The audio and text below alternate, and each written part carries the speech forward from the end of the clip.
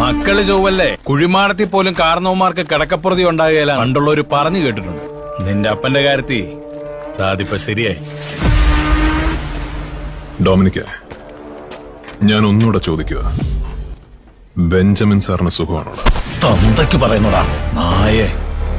തന്തയ്ക്ക് പറയാ മാത്രല്ലടാ, ഈ നാട് മുഴുവൻ നോക്കി നിൽക്ക. നിന്റെ തന്തയെ പട്ടിയെ തല്ലുന്ന പോലെ തല്ലിയിട്ടുണ്ട് ഞാൻ. അതിലുള്ള നിന്റെ കടി ഇതുകൊണ്ടങ്ങ് തീരുവോ?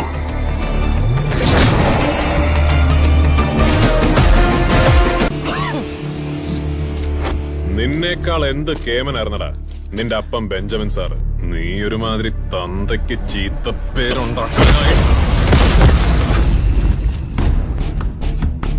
പിന്നെ എഴഞ്ഞിട്ടാന്നേലും നീന്തിയിട്ടാന്നേലും നാളെ നേരം വെളുക്കുമ്പോ എന്റെ പോർച്ചി കൊണ്ടിട്ടേക്കണം.